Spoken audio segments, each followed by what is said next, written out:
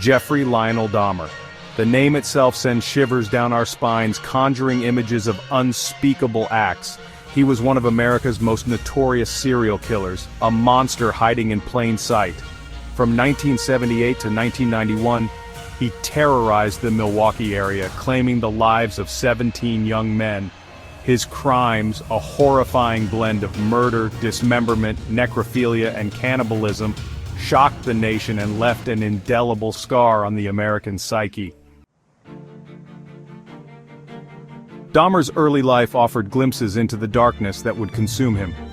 Born in Milwaukee, Wisconsin in 1960, his childhood was marked by social awkwardness and a fascination with death. As a little blonde-headed boy, he displayed an unsettling interest in animal bones, even performing crude dissections. As a teenager, he grappled with his sexuality and burgeoning homicidal urges. The disintegration of his parents' marriage further fueled his isolation and anger, pushing him further down a dark and dangerous path. Dahmer's reign of terror began in 1978, just weeks after his high school graduation. He picked up hitchhiker Stephen Hicks, luring him back to his family home with the promise of alcohol. There, he bludgeoned Hicks to death, marking the beginning of his murderous spree. Over the next 13 years, he would claim 16 more victims, mostly young men of color, often targeting vulnerable individuals at gay bars, bus stops, and shopping malls. In July 1991, Dahmer's reign of terror came to an abrupt end. His final victim, Tracy Edwards, managed to escape, fleeing Dahmer's apartment in handcuffs. Edwards flagged down police, leading them back to apartment 213, the epicenter of Dahmer's gruesome activities. What they found inside was the stuff of nightmares. Upon entering Dahmer's apartment, the officers were met with a scene of unimaginable horror. The stench of decay permeated the air. Photographs of dismembered bodies littered the apartment, alongside human skulls and jars containing preserved organs. A refrigerator held human heads and other body parts. The full extent of Dahmer's depravity had been laid bare. Justice, if you can call it that. Dahmer's trial began in January 1992. He pleaded guilty but insane to 15 counts of murder. The world watched in horror as the details of his crimes were revealed in court. Despite his insanity plea, the jury found Dahmer sane and guilty on all counts. He was sentenced to 15 consecutive life terms, ensuring he would spend the rest of his days behind bars.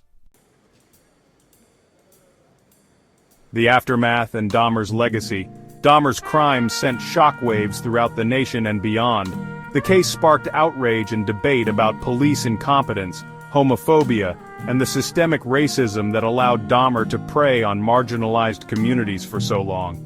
The families of his victims were left grappling with unimaginable loss and the horrifying knowledge of their loved ones' final moments. Inside the mind of a monster.